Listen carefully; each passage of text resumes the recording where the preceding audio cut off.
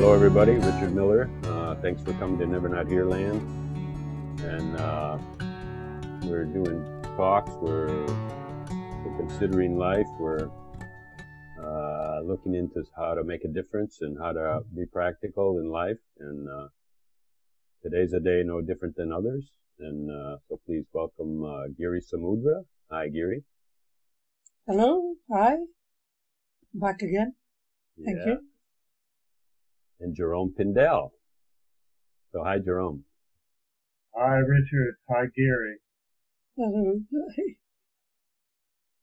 Maybe we should just say that there's a hurricane going on not too far from Jerome. So let's say wind is definitely whipping up outside. But fortunately, it has not quite hit yet. You know, the fullness of it. I guess it's supposed to come in actually now, tonight sometime. But the wind is whipping up. Are you actually in the middle of the storm, Jerome? I'll be somewhere on the edges of it, but it will pass over. It's actually where it makes landfall is actually going to be south of me. But. Yeah. So I heard they're saying it's 1,000 miles wide now. You know, it's widened out and really. Oh, it's really a big one. Yeah. Yeah, it's a whopper. So then let's just look at that, because let's look at how humanity moves and how people are closing the subways and the trains and everyone's staying home and they're buying their food and you know, there's media telling people what is wise to do, and hopefully no one will die, or very few. You know, I guess they're worried that the subway could flood. You know, the water could just come up and all those big tunnels could be under like submarines instead of subway trains. I think it's a very good possibility. The lower part of Manhattan is easily flooded. It's only a couple of feet. And because it's a full moon and with a high tide, with the surge, with all the winds, with everything, with the full moon, even if you don't get much rain, there's a very good possibility that there could be a lot of flooding. Yeah. So yeah, I mean, you know, the pragmatic side of me says this is a good thing. And, you know, that they're being smart and advising people and letting everybody know. You know, the other part of me says, oh, don't be so afraid. You know, just lay back, relax. Yeah.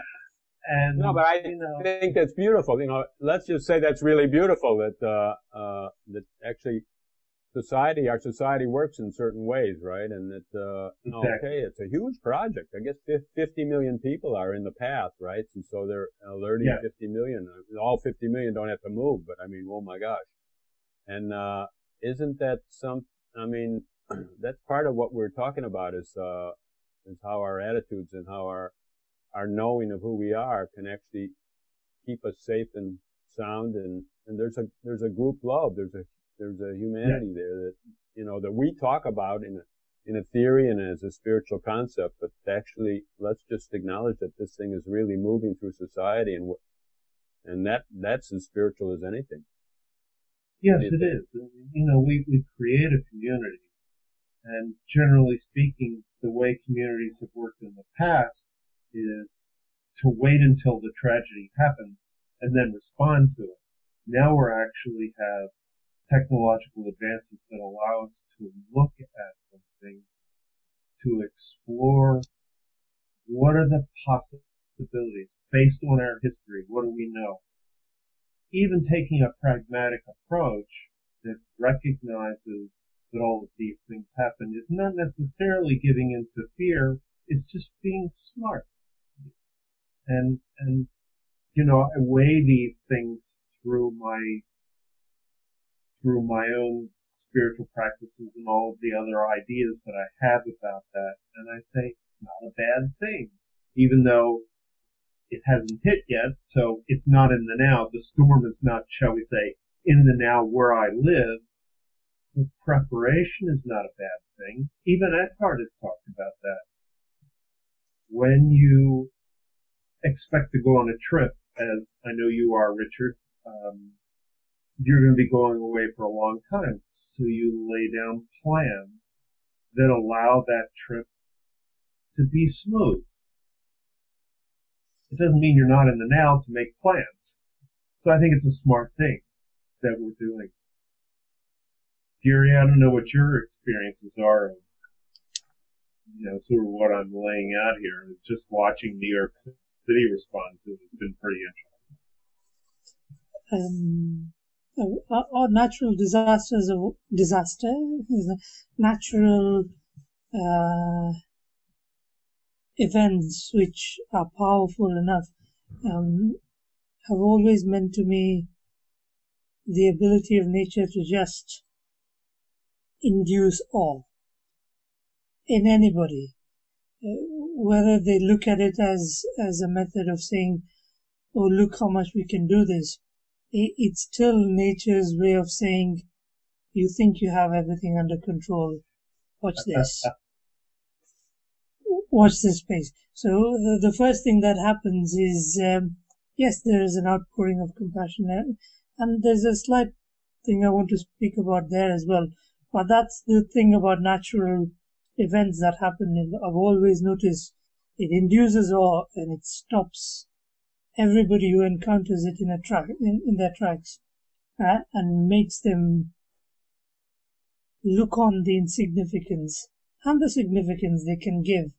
So it gives a deeper significance to what happens to what they do. And the second thing is the power of relative media is to spread this message all over the world. So it's like the collective mind is infused. So the natural events, and I don't like to call it disasters, I don't know why. The natural events are transported and linked into the collective minds of everybody through the media, and they experience it as it happens. So a now event in one place becomes a here event everywhere, and it's the opening of the heart, really. Because think about it, 100 years ago, if a natural event happened somewhere, you would have the information in, I don't know, 2-3 months, or maybe a month later, or 150 years ago, the person might have even passed away, and then you might still be thinking about them, and then you hear about it. But now it is instantaneous. Yeah, precisely so. Like, okay, natural events are beautiful. Really, a tidal wave or something like that is beautiful. It's only man that puts his edifices in the way, right? And said, hey, we want this beach, wait a minute. And so then it becomes a disaster. But, just like you said, I'm in Australia, and Good Morning to Today, or whatever it's called, it was on. They showed it, and people were out there standing on the shores of Manhattan and watching the waves come over the rail, and talking about the possibilities of, safety.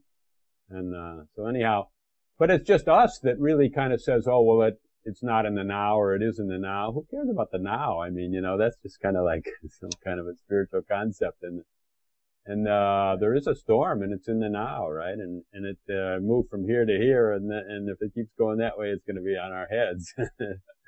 Pretty easy to track, And, I mean, this is just total practicality. And then, if anything in these days, if I'm talking about anything with spirituality, it's like, where is it practical, actually? Spirituality? Yeah, it seems practical to, diffuse certain, worries, right? Because you can just say, well, okay, those worries are a thought, and then, you can say, you can feel better personally.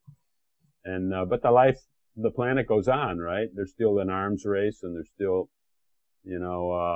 financial disparities, and there's still a housing crisis, and there's, all the things are still the same. And we're saying by shifting our attitude, okay, we can live with it better.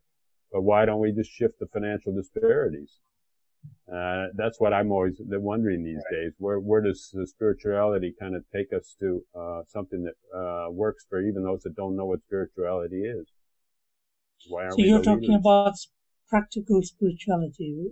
What's the avenues for practical spirituality? Jerome probably will. has done many more years than I have. So I'll let Jerome speak.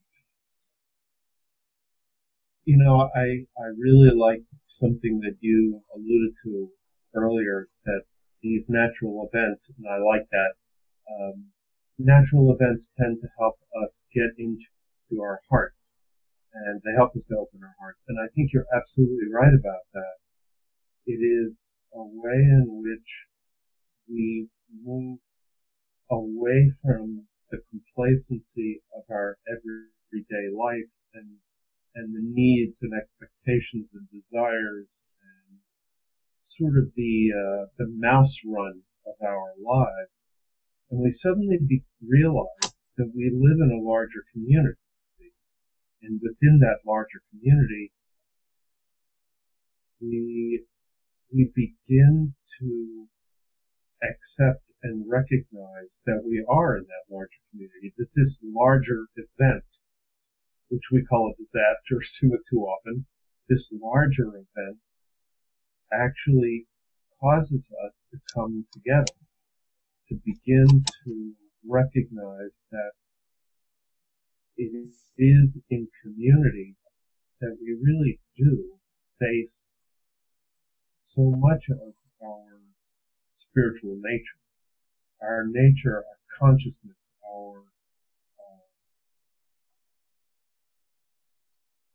so many levels of our consciousness are awakened when these kinds of events happen. We become far more focused. We get rid of so many distractions when these things happen.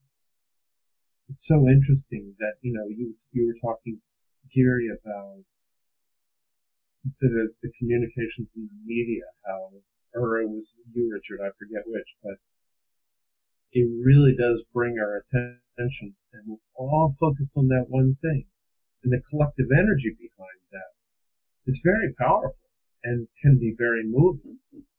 And I think that we miss all too often the opportunities that these kind of events give us to see and experience compassion, to see and experience our own fears, to see and experience a lot of the realities of what it is that we may only come to when we sit down on ETTV, or we go to our temple, or we go to our church, or we go to our mosque. You know, that's where spirituality all too often finds its focus. But really, when these events happen, we get awakened to all dimensions of our spirituality that it always sits in the background. I think it brings it alive. Yeah, I can remember, like, when watching those photos of that tidal wave in Japan and seeing the boats come over that wall, and then somebody was standing on a hill and they just started watching these houses go down the street, right? Ooh, right. That was some of the most powerful.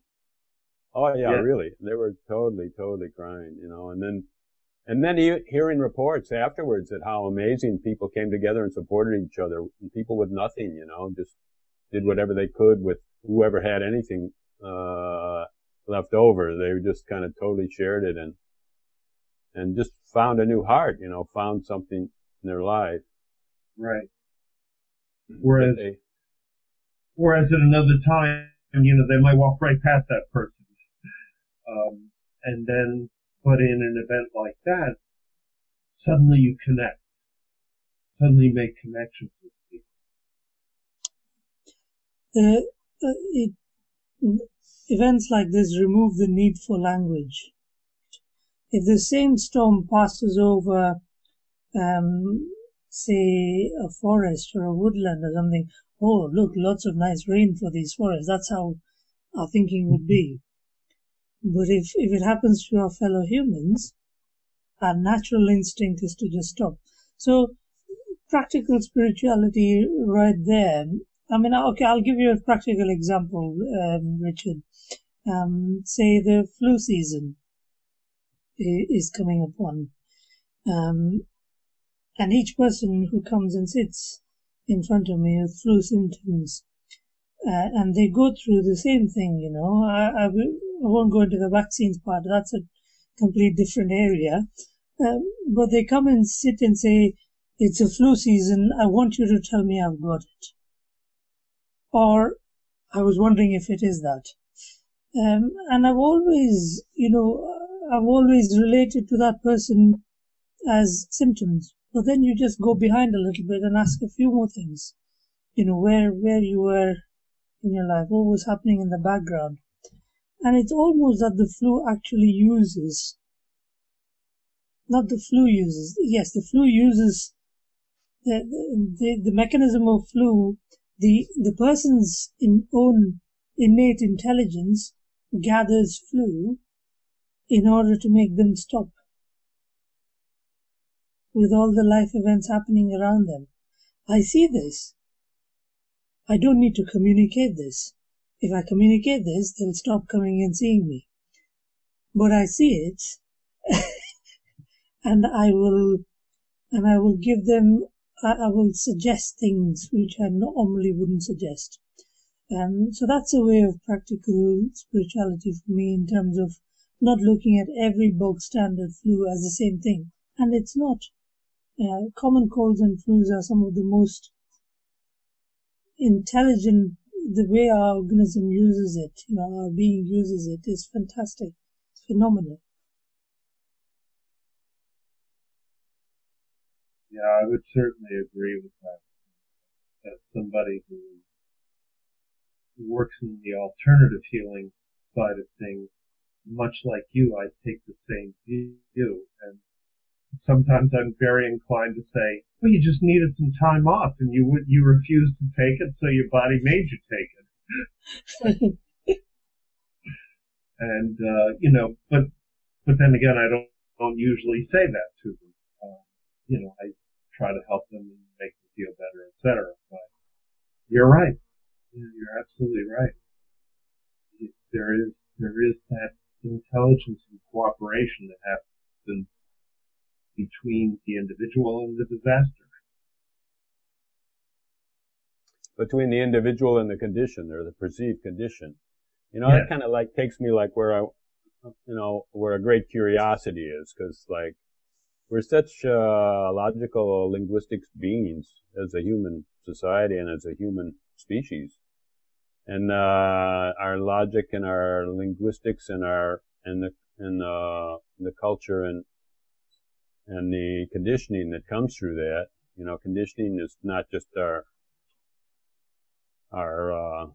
childhood, because our childhood came from somewhere too, that was just a collective movement or a collective societal, and children are like that, there's a tendency to grow up in certain ways, right? And those ways, I guess you can tie them a lot to beliefs, or what our worldview is, or what we think, as a species, as a family, as how we think life works. And that's a rational part of life. If we were a tree or an armadillo or something, we wouldn't have that rational part. And so then we can't seem to separate that,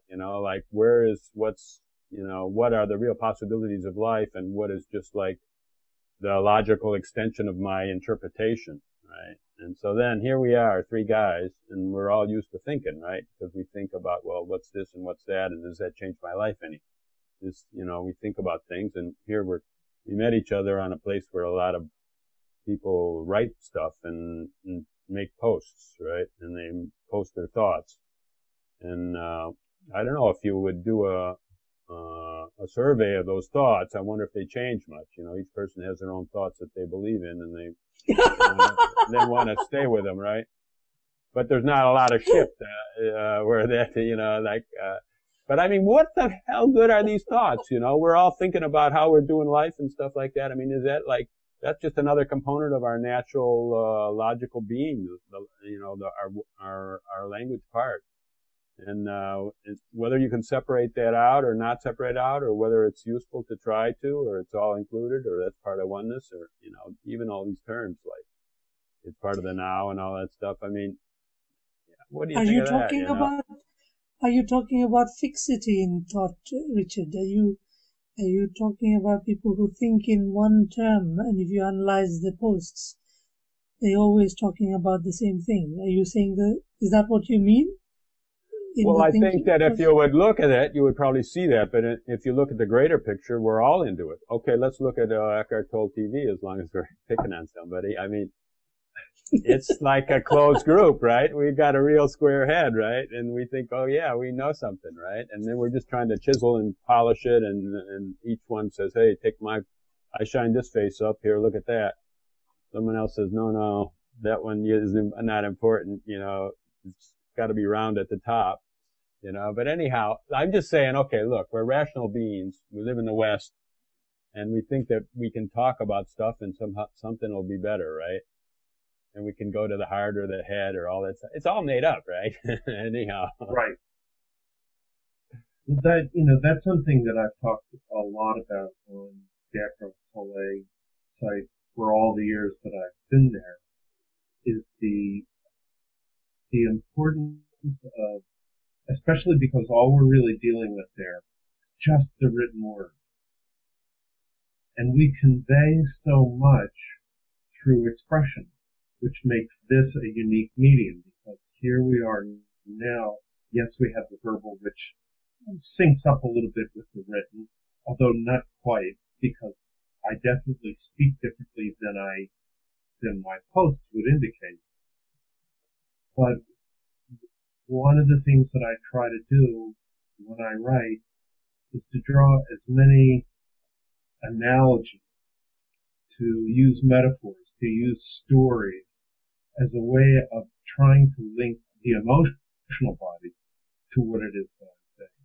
But that's pretty hard, isn't it? Because no matter what we do with words, it doesn't really quite convey what it is we're trying to say. And so then we have misunderstandings, and we have, it becomes a very distinct snapshot in time of what it is that we thought we were saying. It doesn't really exactly convey what it is that we thought we were saying. Yeah. Because in a way, but in another way, in one way, the emotions in the words are totally connected, right? Because like if I have Sure. these words that say there's no light at the end of the tunnel, I've got an emotion that feels pretty close. That, oh my God, I'm not going to make it. If I got a real buoyant series of words that say, hey, sun is coming right around the corner, and even in a hurricane, our society knows what to do with it and can save hundreds and hundreds of people. Then I have a good feeling. So then in some ways, a feeling is directly connected to our words and also our unconscious Yes. words, which are like our belief structures. Right. And yet how you say it and the few words that you use, you very accurately, right at that moment, connected up a lot of things. But suppose you had left a couple of those concepts out of what you just said, we might have missed the idea of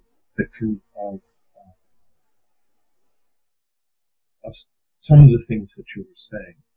I think it's all a matter of how we speak, of the thoughts and the linkages that we make. I think it's too easy to get caught up in our heads and to forget to speak to both the heart and the head. I mean, this goes to the heart of what I've always been fascinated about and love discussing. It's the way people converse and the way actually men and women converse. They're so different. So very different. It's fascinating to watch for me. Primarily for me, thought is, if I were to think of an analogy right now, every thought is a monkey. So the monkey right now I'm talking about is a pretty methodical monkey, which I'm looking at right now. And this monkey is not jumping from one branch to another it's jumping from one branch to another neatly in a nice sequence, and it's going in one direction. Whereas most of the time, thoughts which, when I'm not settled, when I'm not relaxed, when I'm not, in the company of friends, or when I feel a bit of difficulty or fear, the monkey is all over the place. It's standing on the head, the tail is going one place, the head is there, it's unfocused. So the mind is there to produce thoughts all the time. And it does, whether we want to or not. The question is whether it really is directed in a logical process or not. Because, when the 10-day meditation I did, one of the beautiful insights I had was the first, unless if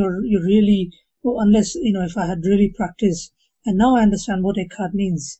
I remember seeing one of his videos where he said, thought is there, you have to observe it to actually calm it down. He keeps repeating that. And unless you have a fast momentum of thoughts in your head, you won't be able to stop it unless you have a background of a lot of presence built up in you, and then you look at the thought and it just crumbles right in front of you. It doesn't happen like that. In the 10 days I was there, and the teacher said that later, and I'd noticed it before that, is that first your thoughts are like a crazy monkey, literally a crazy monkey. It doesn't know which branch to grab. It grabs this branch, it grabs that branch, it goes from branch to this branch, then falls to the floor, then climbs back up again, and then runs around the tree, and then tries to hold it with the tail. That is the first process when you start observing it. And then it stops around, looks around a little bit, oh, I can do this, I can do that. So the thoughts don't subside, they become gentler. They become a little calmer. They become a little more mellow. So from angry, harsh thoughts, they become a little calmer. And then, in between those spaces, I feel, a lot more. And that's when truly I was meditating. Whether you can actually do that while you're talking ordinarily or on the written word, it's an incredible task, is what I feel. I don't know if I answered your question, Richard. I can't even remember. Did you say trust? Did you say trust or task? Task and trust, actually. To actually put down words and thoughts and emotions and supposed understandings that we have on paper and in the written format. It's an incredible amount of faith and trust in that the other person reading that interprets it the same way. Not the same way, gets the same essence of what we want to communicate. It's an incredible trust. And for me, each posting is not constrained, is not the word. There is an element of fear because I feel the essence goes missed. It's acknowledged a lot of the time, Jerome, I know what, we've talked about this before, and the sacredness of conversation and communication itself is often missed in banter. I have nothing against banter, but the essence is missed. And there's an incredible trust in actually talking. Yeah. Yeah, we don't choose our words wisely, right? And we really waste a lot of time, banter and so on, or somehow manipulating the other. It's kind of a dilution of our word, diluted. In other words, the power of our word or the focus of our word or the way it strikes and hits. We can choose so many ways just to use our word casually and make nothing out of it. And then for us, it means nothing because 99% of the times it means nothing, right? And what you're saying is, okay, a couple things I want to say is, okay, I'm asking about spirituality and about thought, and you're saying, because nothing really happens until we can slow down the mind or find those spaces where we can, and I guess we're all three in those spaces right now, so then we're, some effectiveness of spirituality has been felt by the three of us. And another thing I want to mention is what have we ever looked at or been guided in looking at the mechanism of that that roving mind. I mean, we just say that's the nature of the mind, but there's some necessity there that the mind is just trying to fulfill, right? What makes the mind just go, go, go, go, go, grab this, grab that. No, not right. No, I don't feel good about that. No, that didn't fulfill me. No. It's kind of like an addict, looking for a fix. And, you could say that's the mind, or you could say that that's a belief that something's missing and that, that makes me an addict, right? I mean, I don't know if either of you I haven't worked with addicts, so I don't really know, but that's just what comes to me.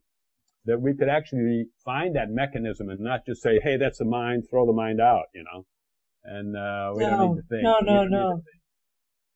Tell me. No, throwing the mind out is one of these amazing, well, I have strong views on that, spirituality said do nothing, don't have the mind, the mind is the instrument, the whole body is the mind. The mind and the being are permeated, they're interpermeated.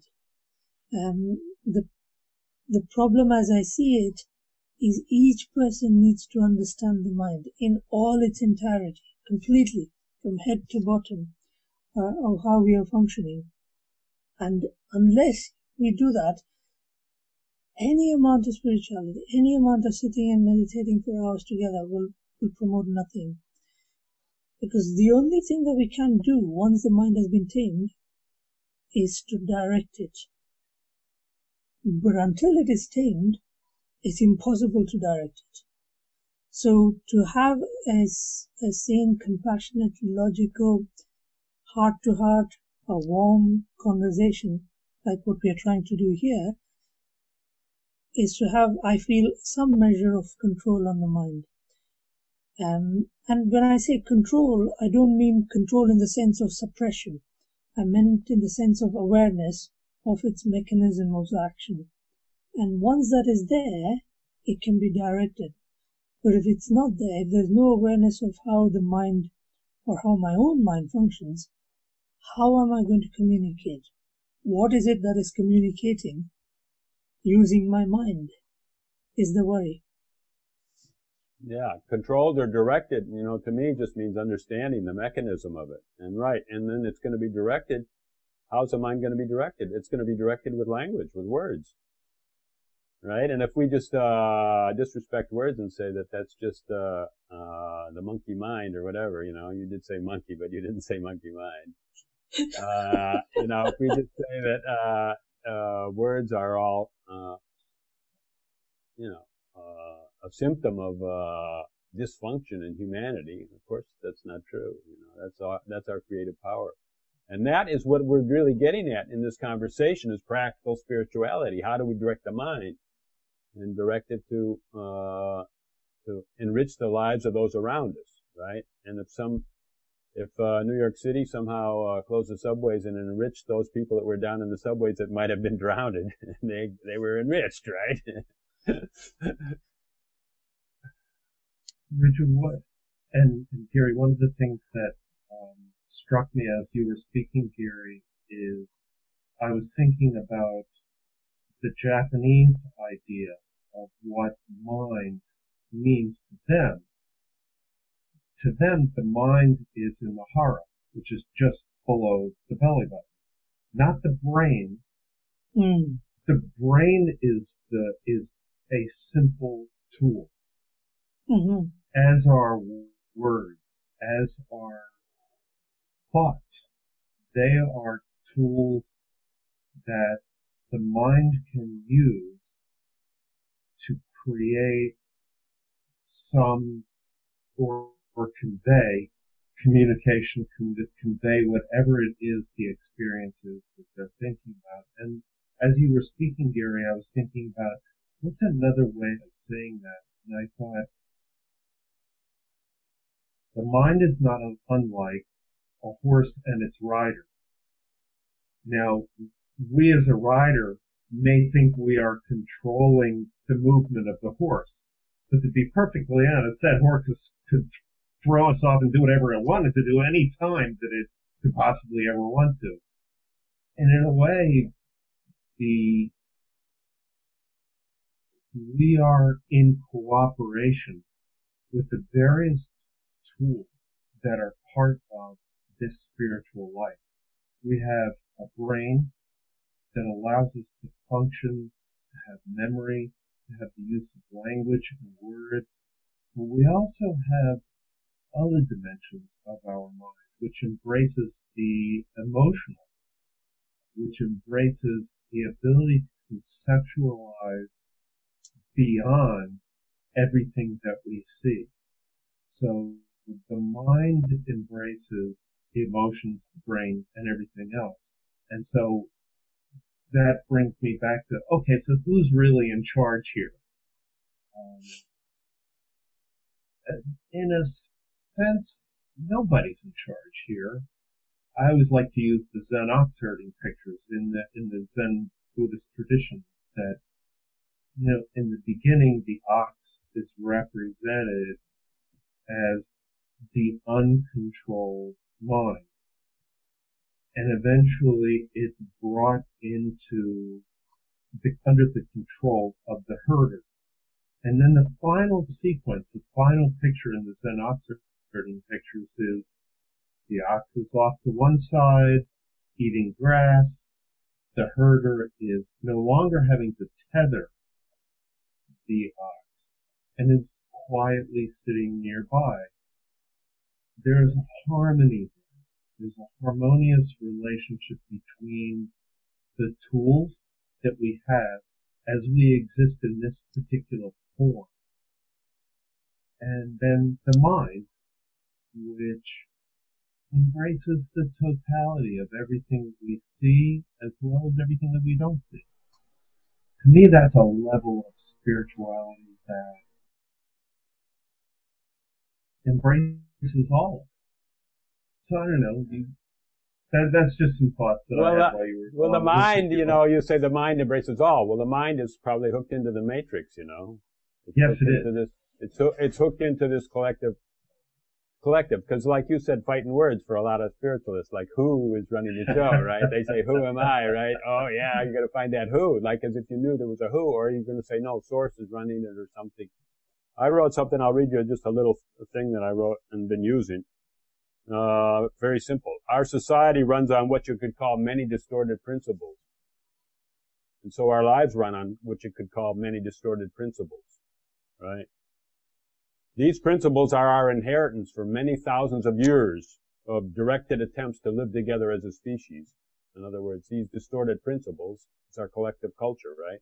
Our collective conditioning. And then somehow we fall in sync with it or we fight against it, which is all the same, right? Because we haven't learned how to direct our own mind or make our mind creative. We use mostly our mind as a resistance tool to try to say, hey, I don't want to be that image, that's your image. I don't want to do it. And so then then all the things we said with banter and with, low life talk and then talking other people down. We use our language in such weak ways that it's so diluted and we just kill ourselves that we're not, we're just we're just a recording machine for these many distorted, principles, right? Okay, I'll read it again. Our society runs on what you might call many distorted principles, right? These principles are our inheritance from many thousands of years of directed attempts to live together as a species. So then all our great seers and all our great, politicians and all our great grafters and people that were going for their self-interest, right? And all our kings and everybody kind of put it all together and we got this distorted society. And then we run like a robot on that and we call that source, right? Because that's just bull, For me, that's baloney, that, source runs it. Right. You're just running on a program that you don't care to look at because you don't direct your mind and don't use it, right? And so my question is like, why can't I write a chapter in that? I want to write a chapter. I want to get together with you two guys and I want the three of us to write a chapter, right? And I'm going to call it A Conversation for Possibilities and it's going to be done with language. And, and then that's how we can, that's the context that we're sitting on, many distorted principles. We're sitting on that context and we're just reflecting it and just acting it out like puppets. And, what do you think? I don't know. Are you in? So what you're talking about, Richard, you're talking about an intention. So the chapter you mentioned, three of us sitting and writing, which is what we're doing here. That is the seat which is giving rise to all of these things that are coming to the top in terms of the words and other things. All those words, as I'm expressing it, should be pointing to that chapter each time. If the words were not to be pointing to the chapter, they'll all just be floating up and up and up and up. So each time the words, they come and they must fall back into the intention. They come, they must fall back into the intention. And the intention is of writing this chapter at this moment, right now. So the intention, it always feels here. I can't tell my intention to somebody. I can communicate it. But when I want to put the oomph into that, which is exactly what you did 2 minutes ago, that comes from here. And whatever word I express, whatever word you express, it always, I've seen in the past, twice we have sat down, it always goes back to that intention. And often what I find is that in communication, we don't do that. We lose track of our intention and rises up. But if it doesn't point back towards intention, it floats away. Floats away and it's lost. Floats away and it's lost. So each word, and it all comes from that intention, but it has to point back to that intention. And if that doesn't happen in communication, which often I find it doesn't happen, we lose track of our intention, or I lose track of my intention. That is one way. Second way of looking at communication, and this I'm looking in general, men and women are slightly different is what I've learned to understand. Richard, are you there? I'm here. Yeah. Okay. Is whenever strangers come together or, they meet, there's two groups of people, one who likes to talk and one who likes to listen. Usually, or it can be a mix and match, or both those qualities are there in each other. And often I find that, I used to read these books saying people ask certain questions in certain way to get certain information. Actually, I ask questions, and most people I found ask questions to actually communicate an intention of connection. It is an intention of connection. And the way they do that is by asking questions or speaking or by communicating in language. But there is a second caveat to that. Whenever we communicate, at the same time, after communicating or asking a question, if you don't listen, or if I were not to listen, that very intention of having to connect is lost immediately. Yeah, I'm reading you. I mean, it's really a higher use of language in a way, or higher or lower. You don't have to say higher, I guess. But one thing I wanted to ask, okay, just to get a few clarifications, when you said all the words relate to an intention and have to feed back to that intention. Later, maybe it made more sense when you said that the real intention was just to connect and listen and be heard and be received, right? And receive. Mm-hmm. And then I was wondering, at first I was thinking of an intention to change our institutions or something, like I was saying that why can't I be an author and write a chapter on many years of distorted principles, for instance, when I was saying that. And then you were saying that that's an intention, and that when that goes up as an intention, it floats away unless somehow we tie it back. It sounds like I'm reading a book on how to write a screenplay or something, and every scene in the movie has to be somehow tied to the intention, or brought back consciously to what we're all about here. It's either consciously it has to be brought back, or I have to be so rooted in my intention all the time that whatever I speak is automatically connected to the intention. It's unconsciously pointing to that, and I don't need to bring it back each time. So what I'm trying to say, I don't know, Richard, is that is possibly the essence comes out with each word. The intention is coming out with each word, and the word doesn't have to point back to it all the time. And men and women do that completely differently. Yeah, I'd like to get into that and talk about that. I want to ask you one more thing, though, because you said some people like to talk and some people like to listen. And so then I would just like to say that, okay, well, we're not a society, or we're not even a people that really receives each other. And somehow we've gone to several modalities. You know, we either clam up or we blow up. You know, so then that's the whole kind of dominant and submissive. It could be between man and wife, between two nations, between the politicians, and nobody is really allowed to speak their truth in calm, collected. You know, nobody's received that way. You really have to raise your voice or kind of do a dance and make some antics to be received, or otherwise you just say, I give up on this whole thing. In other words, that could be my intention, that I live in a society where everybody is allowed to speak their truth, the truth of the moment. You know, it doesn't mean any special scene. You don't, because even we're noticing on the forum when we try to get people on the Hangouts, they say, "Oh, I have nothing to say," right? Because they think I don't have a truth.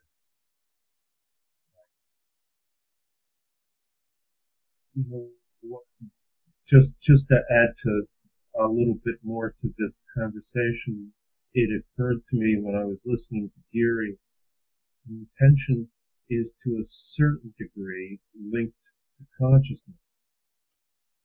The more consciousness we bring to our intention, the more powerful becomes our ability to communicate. But we simultaneously also have to make sure that in the speaking of it, in the bringing our intention into words, we go from thought to action in speaking that intention. But then we also have to simultaneously, and I think Richard, you touched on this, and Giri, you certainly did, so important that we listen as well to where our intentions go out, how they're received by someone else, and how it comes back to us. Was our intention received? Was our intention communicated in a way that we hoped our intention was being conveyed? But if we don't really listen to it, if, as you said, Richard, we blow up rather than really listen, then we've lost our intention in that moment. We've lost our consciousness in that moment.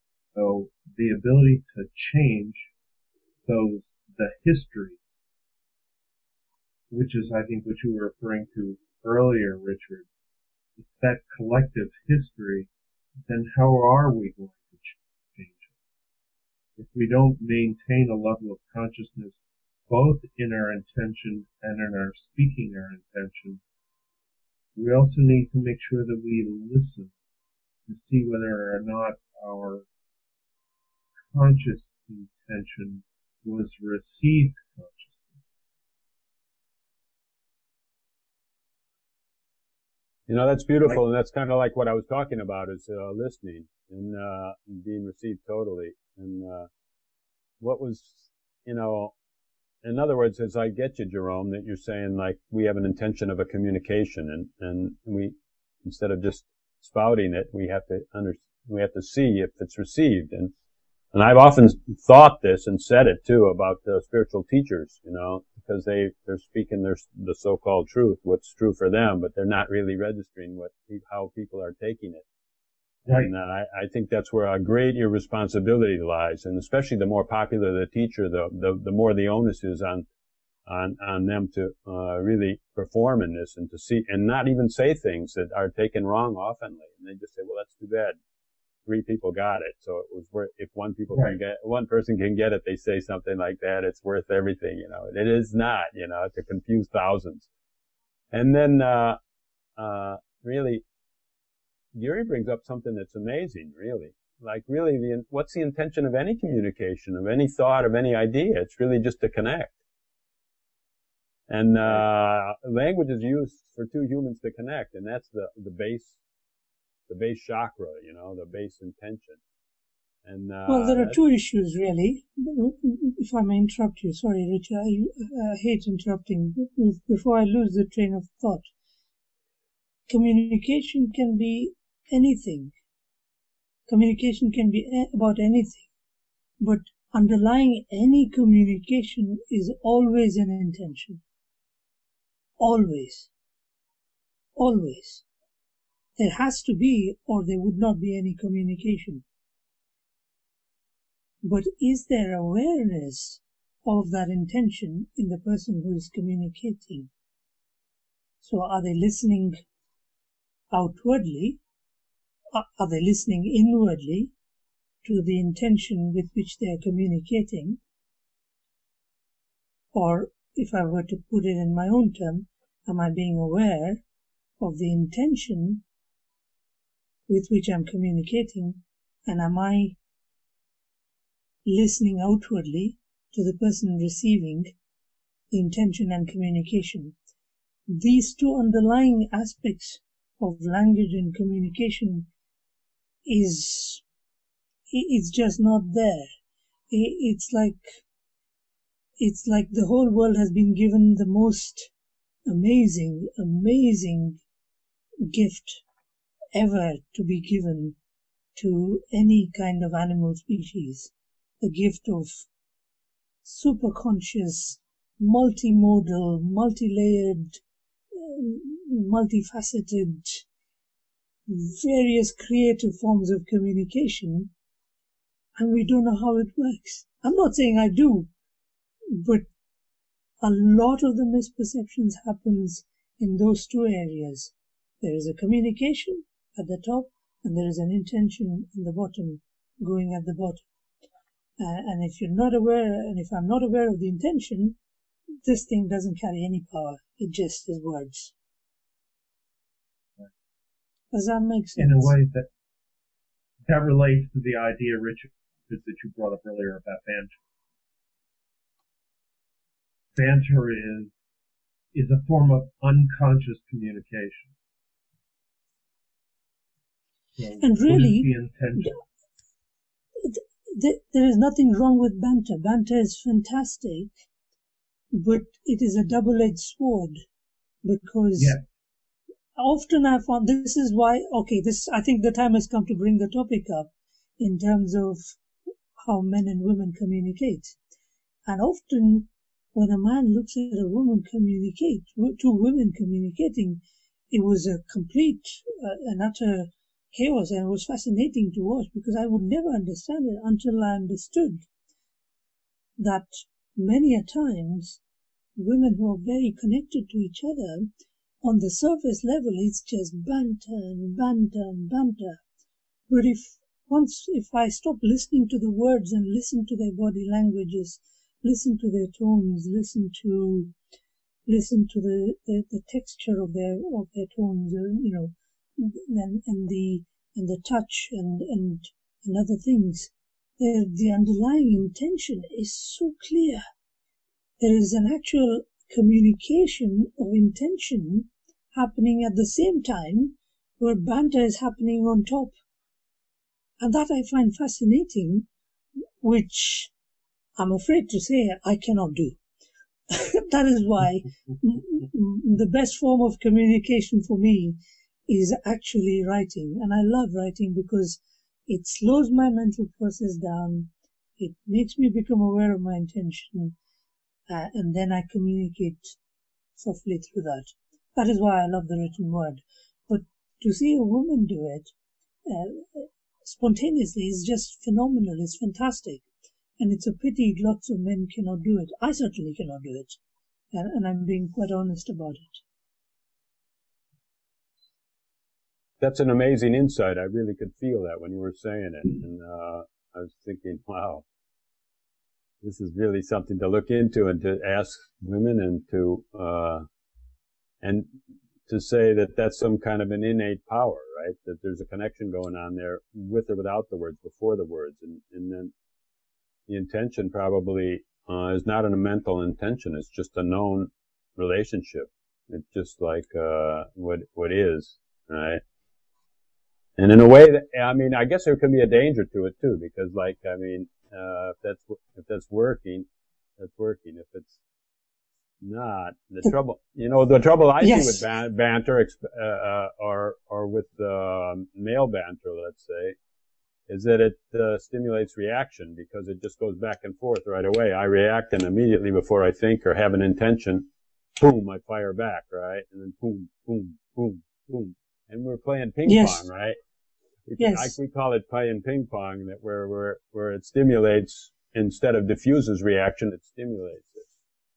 Yes. But beautiful points, beautiful insights. I agree with Giri in recognizing, because I also, Giri, have sat and watched women in different forms of communication. Some of it very serious and heartfelt communication, and some of it banter. And I've also paid a lot of attention to situations where banter as a form of communication, and most because of where I live, being close to New York City, banter is a form of communication more often used between men, but certainly I see it with women. But I've experienced it with men, where it's a kind of a joust, but it's an acceptable form within that small community of New York City, where they banter with one another, and the communication is playful. It doesn't drop into a reactivity. Granted, sometimes they can get into, what do you mean? Where the dander gets up, so to speak. And but more often than not, it's playful, and it's a sort of preening expression, but it still maintains a certain playfulness. Are you talking about men? I can get into that. Yes. Right. Well, that's wonderful. Where I've seen women do similar things, but like you said, and you made reference to it, and I immediately sort of had some visuals come up, where the women they'll be bantering, but they'll also be gently touching each other. And it is in that banter that I find that so fascinating, because men won't do that. Men do not, in their bantering, touch each other to somehow convey, we're just playing here. I'm reading this in a... Maybe they will in Turkey or Greece or somewhere, they will. Well, somewhere in the world. That may be true. Yeah, but anyhow, I would say this, I don't really trust that playfulness, because banter... I don't either. Reaction is cloaked in playfulness, right? Yes, it is. Yes, it is. Right. It is. Yeah. In fact, viciousness is cloaked in playfulness, right? It is. Yeah. All that's what I was saying before is like domination and submission is cloaked in playfulness. So those are so dangerously could be just more of the same. It's a double-edged sword. Yeah. What comes to me, my oracle is explained to me that, a woman is doing all kinds of work during the day, right? And their child comes to them again and again. What about this mom? What about that mom? And so then, in a way, that's kind of a conversation that's on top of everything else and on top of their connection with what they're doing and the connection. But the connection with the child is unbroken. So then, this is like that connection that we're talking about, that women can speak just in casual terms, or kind of like, sounds like banter, but there's still a connection there. And then there's kind of like this spreading out into whatever's happening and taking it in, as part of the connection, part of the greater, relationship network. And that's so obvious to anyone that's had a child. I haven't had one or even been a father, so that I don't know. But someone that's actually channeled a child through their body, I guess and then that's something that men disrespect, because we say, hey, every woman has a child. Why did that make them special? What did they go to college to have a child or something? I want to listen to the philosopher. I want to listen to the philosopher, the one that studied and wrote books. And how many books do those women have, right? But what's so natural to them and could be natural to society is like, kind of like, what should I say? It's dismissed by what I was saying, many years of distorted principles. It's not in those principles.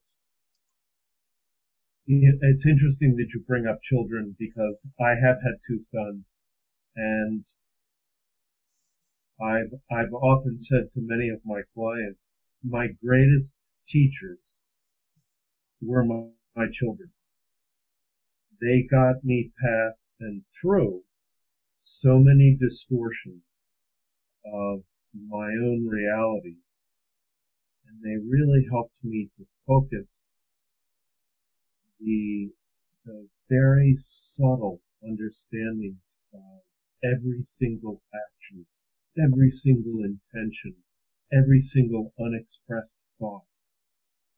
Children pick up on those things and respond and react to it in ways that is both subtle and yet, if you're really paying attention, so profound that if you notice it, you step back immediately and you recognize your own thoughts. You recognize within yourself, oh, what did I just do there that my child is reacting differently than I thought I was speaking to? So, yeah, I have to say, my greatest teachers were my children. And then everybody else falls in behind.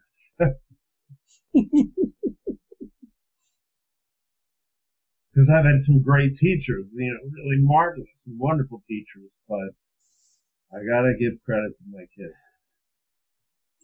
How we were talking about, women would communicate at 2 levels, the words at the top and then the intention in the bottom, and they're communicating at 2 levels at the same time.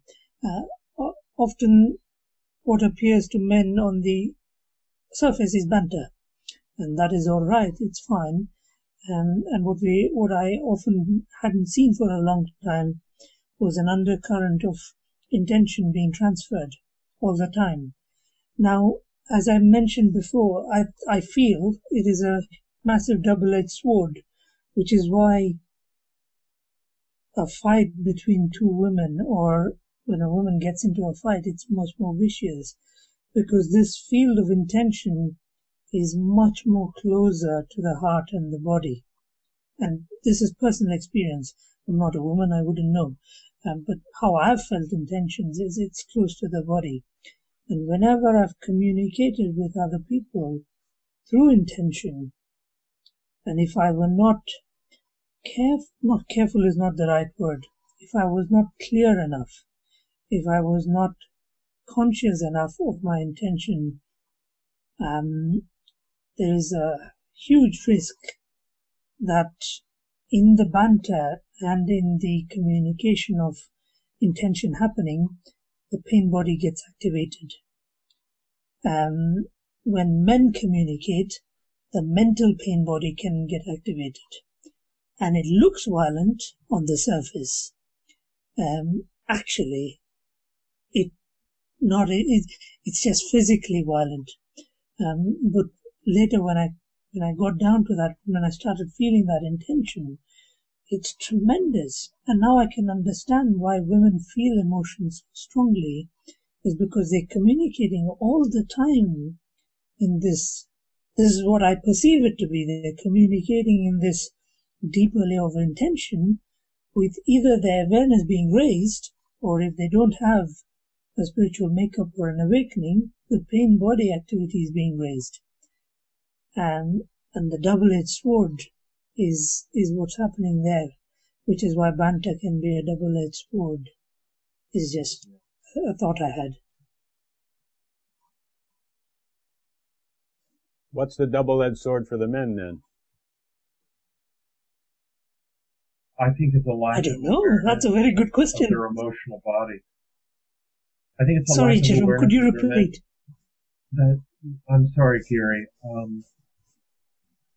I think it's a lack of awareness or connection to their emotional body. I really feel strongly that women are far more connected to their emotional bodies than men are. We tend to divorce ourselves from allowing a connection. And therefore our pain bodies activate or get activated deeply, but we process it through our mental body. Mm-hmm. And look for ways of being angry and expressing our anger through the words and through the left brain, shall we say. Action and fists and... Yes. Yes. Right. And swords. Yes. Oh, I agree with that, Jerome. That's amazing. That is, I agree so much with you. The lack of connection to the mental, emotional body is the double-edged sword with the men, but it's the same sword the other way around with women. They have too much of a deep connection, and they're functioning almost without rationality at times, is what I feel, which is not good or bad, it just is. Exactly, it just is, right. Well, that's an old paradigm, that's an old male paradigm, right? That we say that, so we've got to be careful here if these girls are going to be listening to this and saying, there they go again. But anyhow, how about this, like the emotional connection? What is emotion? Emotion is movement in your body, right? And so, and the emotional connection is your presency. So, I mean, how about that? What do you think of that? Like that, okay, here we are talking and feeling, right? And then up to a certain point, maybe we're men, so we feel less. Certain women feel more and talk less or make less sense or whatever, according to us. And but in the meantime, we want to fly with concepts and possibilities, but we want to be present. So the emotion is our presencing. I don't necessarily feel that we as men feel less or are less connected to our emotional bodies. I think that what I was trying to say is that we allow it less. We allow our consciousness to be expressed in emotional terms. Whereas my experience of women is that they're no less disconnected from emotional triggers than we are. But they are more connected, I believe, to their emotional bodies and allow it more in how they express,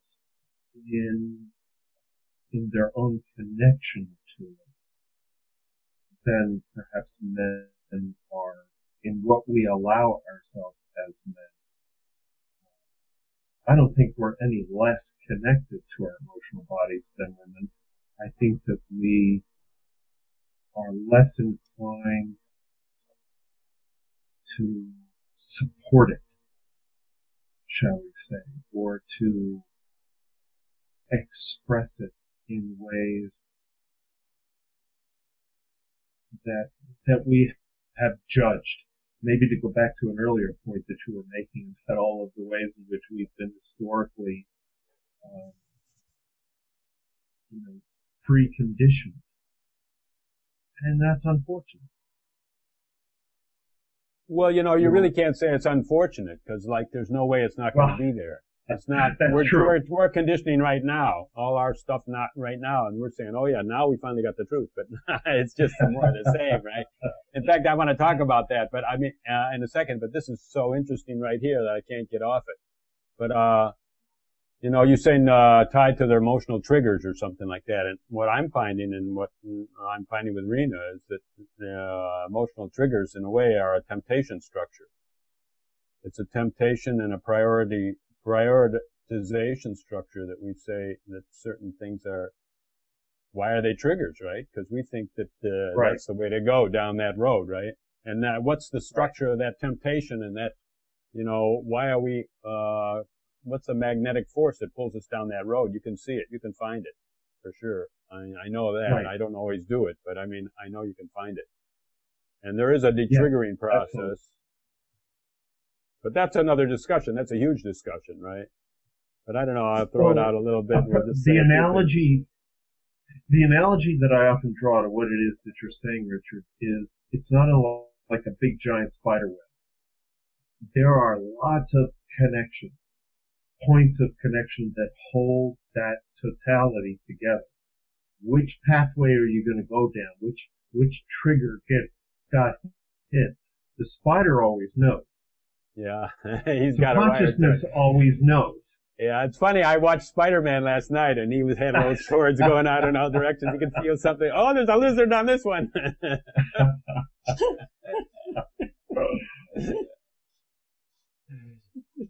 Yeah, and if we really let ourselves follow that, then yes, we can begin to touch some of the reasons for those triggers.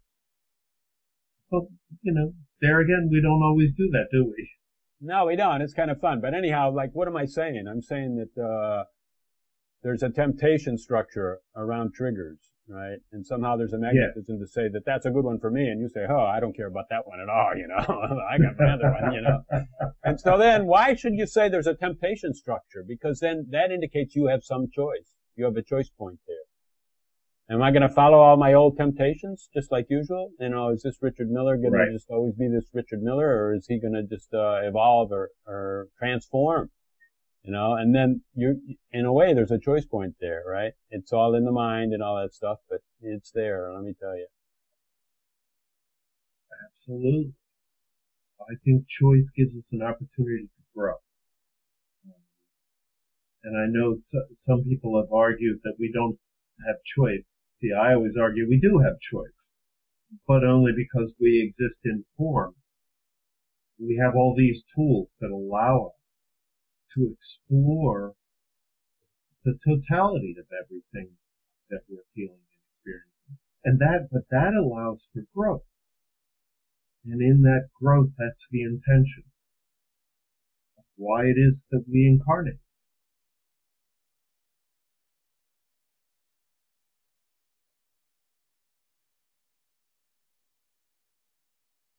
Hit that one, Giri, and then I'll change the subject. Yeah, I was waiting for Giri to come in. I really have to apologize. The last few minutes I've been half listening to the conversation, and I've been thinking of Richard's question because I'd never actually thought about that. I'd always imagined male communication as a one-way negative street.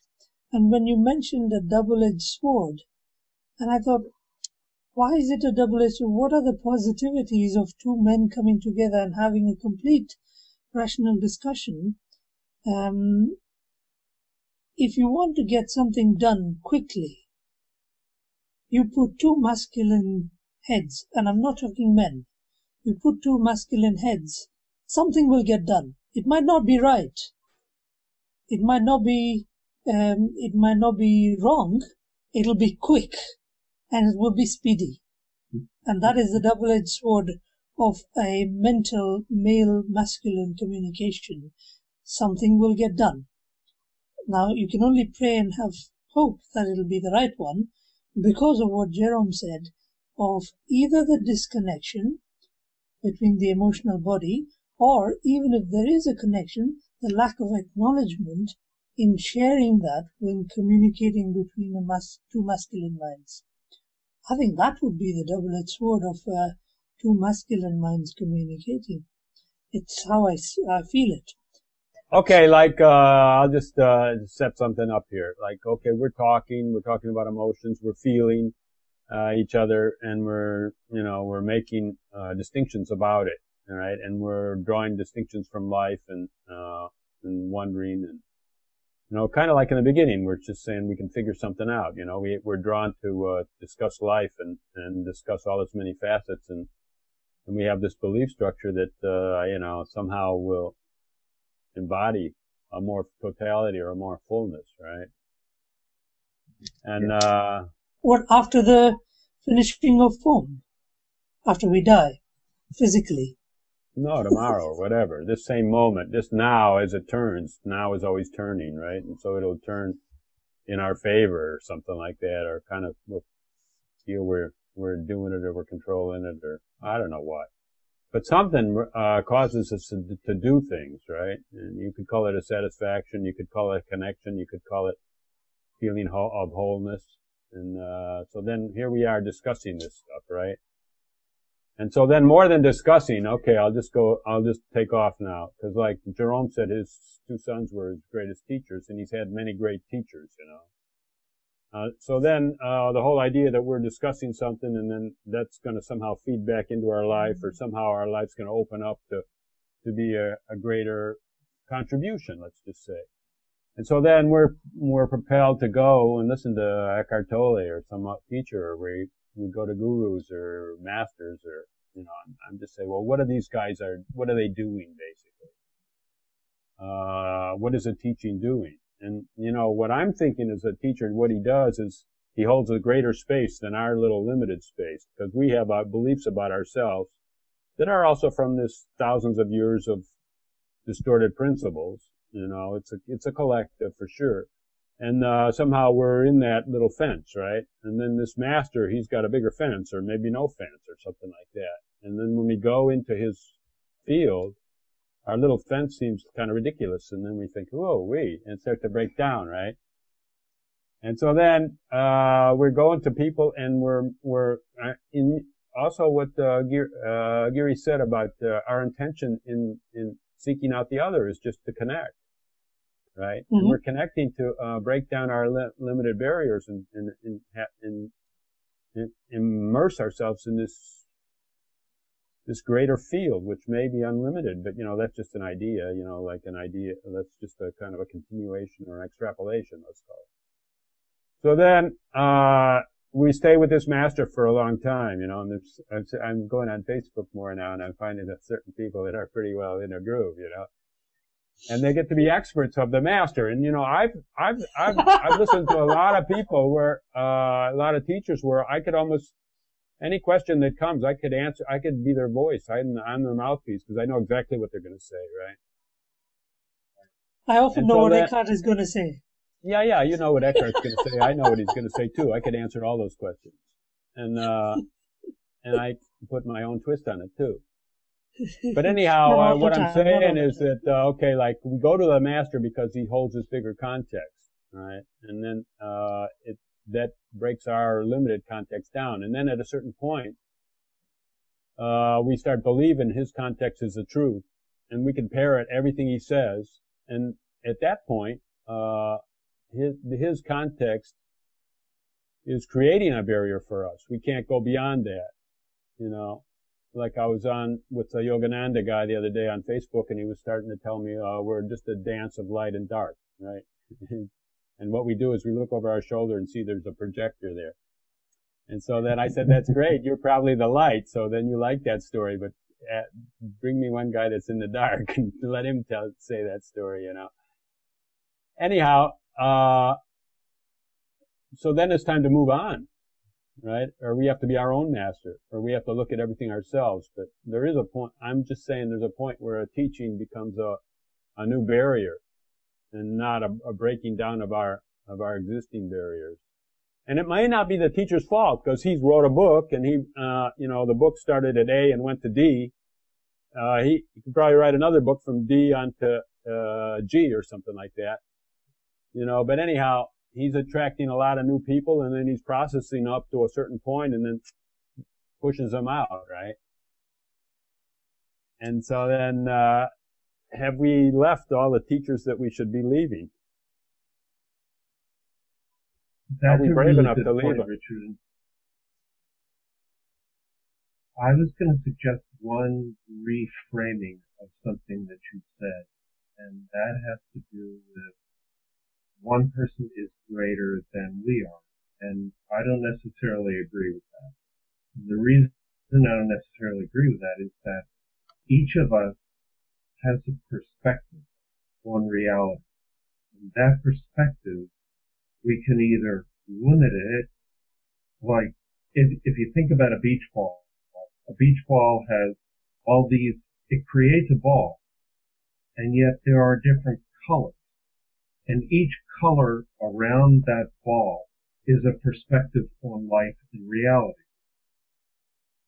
When I go to visit a teacher, and when I feel strongly about visiting a teacher, in this case, most recently, Eckhart, he is providing me with with a new variation on my understanding of reality. And in that variation, I'm expanding my perspectives. I'm expanding my reality. It adds and enhances to my reality.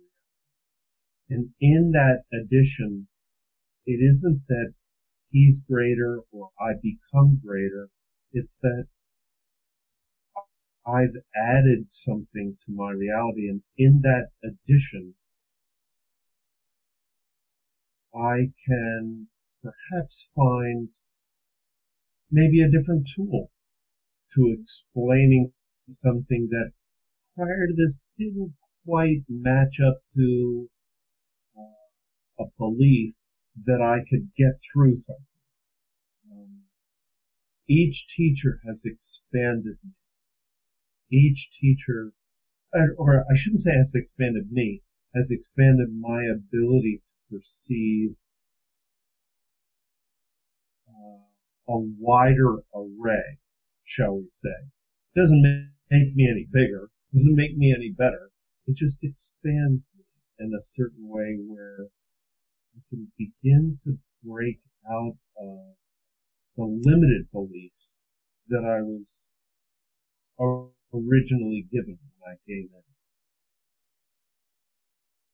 in. Is that making sense to what it is, that I hope you, does it help you to go where you were hoping to go? I didn't say at all that he was greater. I just said that he had a viewpoint that was broader. That's all. Well, you were just saying teachers. I wasn't necessarily saying that you said that about Eckhart, but teachers, But anyway. A viewpoint that was broader than ours, especially when we just come to them. And then later we start to believe everything they say, and we've got that more or less the same viewpoint. It might not be their viewpoint, but it's their public viewpoint, the one that's in their books and stuff like that, and the one that they usually say. You go to an Adyashanti talk or something like that, he starts off, for me, always the same. I don't know. It's not much in it for me. I could do it myself, and then, at that point, it's time to get out of there because, it becomes, the belief structure becomes a new boundary that I espouse and hold myself in place with. That's what I was trying to speak to. The idea that you could just as easily answer a question in the same way that Adyashanti said. And if in listening to the language of Adyashanti or Eckhart or any other teacher, you find you expand the capacity to express yourself and your own inner understanding somewhat differently, then it expands the totality of your understanding of the same concept. Like Eckhart didn't tell me anything I didn't already know. Absolutely nothing that I didn't already know. but he used a language that was somewhat different than what I was used to, and that expanded me, because suddenly I found words and language that expresses something that I understood a little differently than I might have expressed it. And so in that way I feel stretched. But I'm not going to hold on to him as being, he says it all. No, that's what I'm saying. As long as that holds true, that his language expands what and what does it expand? It doesn't really make any new structures. It probably just takes down structures that I already have. It does. Right. Hopefully it doesn't make any new structures. Or if I'm making a structure out of it, then that's where we were talking before with Giri. We were talking about responsibility in the listening. Or maybe that was you that was saying that, because I say something, but unless I'm responsible for how it's being received, then I'm just talking to the air, right? Right. Or we've created a new structure. And honestly, to be perfectly honest, I think it's interesting, because I'll add one little piece to this before I'll let Giri talk.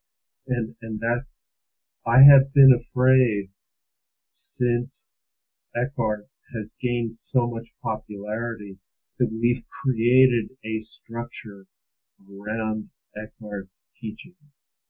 And I'm a little worried that I hope he hasn't fallen into that trap. And as, so many people who listen to him, had they fallen into the trap of that? Of course they've fallen into the trap. And if they haven't fallen in, their foundation will force them into it. What do you think Sounds True is doing? All this commercialization and stuff. I mean, they're saying, here, we want this, we want that, do it this way. Are you kidding? It's been run by the Chinese dynasty. The whole thing is just a mess, I mean, if you could kind of find something true in there, you're good luck. Yeah. Giri, go on it. Oh, I don't know. I have nothing much to say. It's a dangerous topic, right? I guess you'll get back to the forum and they'll shred you for whatever you say. So watch out.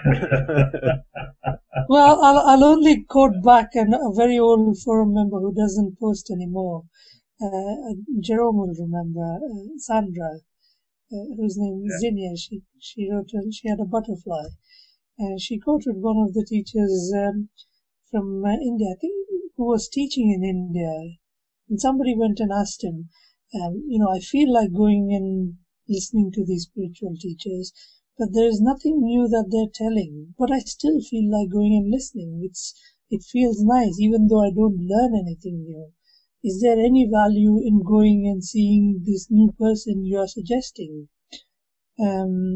I think Sir Thomas Merton said, listen to the words, let the words sink in. Then forget the words, let the words sink in, lie down. I think, Jerome, you quoted it again somewhere.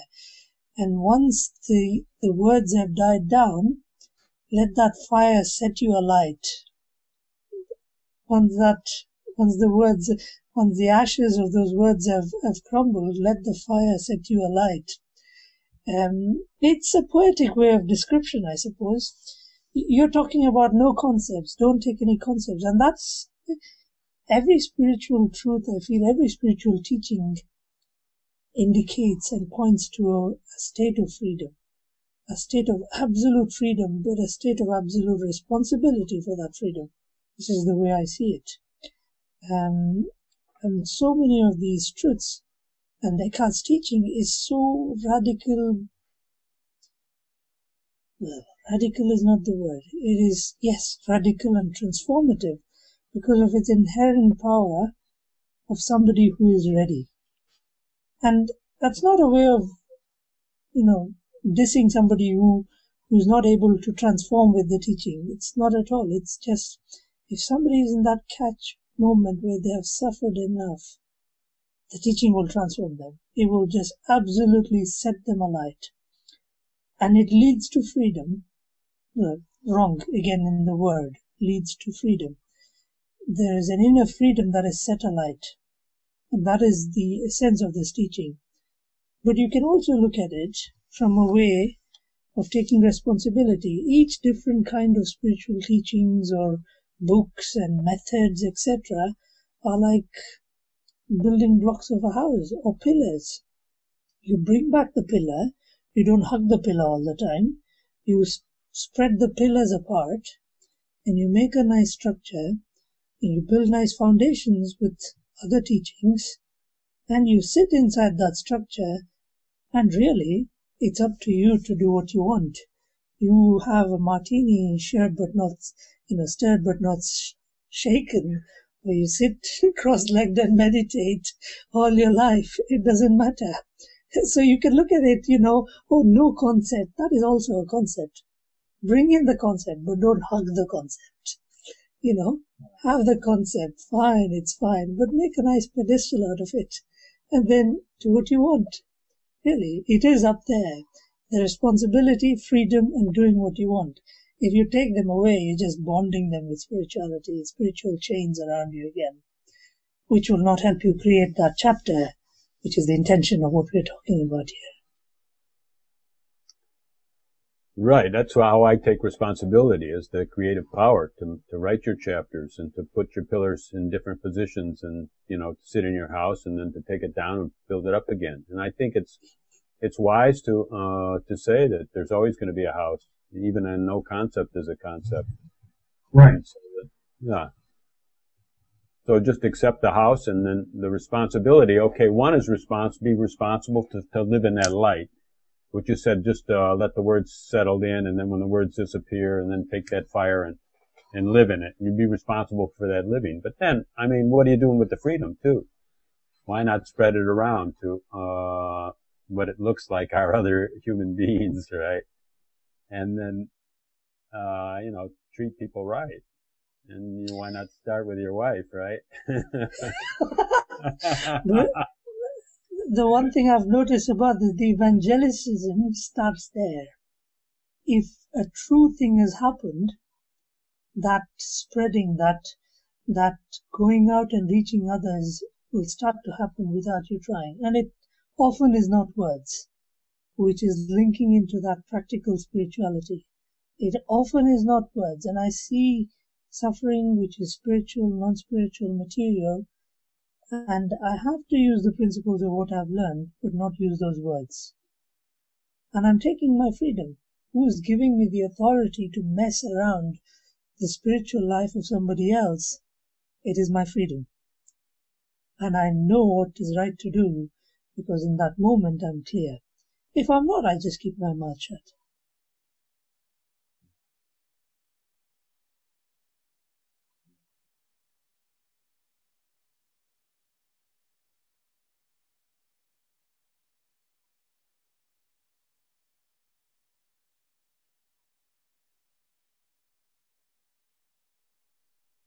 First fire was discovered, and then we built the church around fire and the concept of fire. And, and there's a priest culture that gets put in around that. And his final comment was, because it lost the power. The fire became the concept. There was no fire. His final, when you listen to him, when you hear him, he really goes almost like a Zen master. Where's the fire? Where's the fire? And I think that that's something that we lose too often when we listen to teachers. We lose our own fire. We lose our own connection to our own truth. Empowering is the word. Yes. Responsibility, empowering, and a conscious intention. Yes. I love those distinctions, and it's so easy to tell empowering from disempowering. So then we have a signpost that's so easy really to see. I think we're taking a lot of things away from this chat that we had. One of them is to watch how we build a church around just about everything, or the tendency to do that. And then another one is really, what are we here for? Is just to connect and relate and receive and be received. And then I think we did that. So good job, guys. Thank you, Richard. Richard, it was such a pleasure. Thank you. That question was amazing. How is masculine communication a double-edged sword? Thank you. That was something. Thank you. Thank you, Giri. Thank you, Jerome. It's a pleasure. Thank you. It feels like I've known you for a long time. Well, we have. That's true. Beyond the forum is what I meant. Yes. This was really a very sweet experience, and the ability to not only to speak but to receive, to listen. Yeah, you've given me a lot to think about, and I look forward to listening to this all over again. But even right here today, I feel very blessed by not only the experience of being able to speak, but also to have received from both of you. Thank you both. Same here. Thank you, Jerome. I think that this could be the purpose of always getting together with people, and not really just trying to smash people apart, but I mean, in a way, holding a broader vision, like the teacher, right? Why can't we do that for each other? And just say, we don't need these narrow confines that we're living in.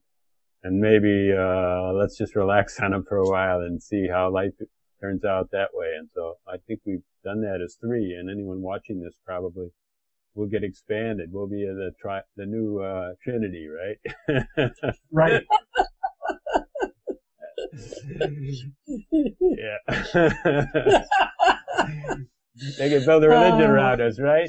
Okay, who wants to be the Holy Spirit? We'll divide it up. I want to be Shiva. All right. Love you guys. All right. Thank you. Bye. Richard. Thank you. Thank you.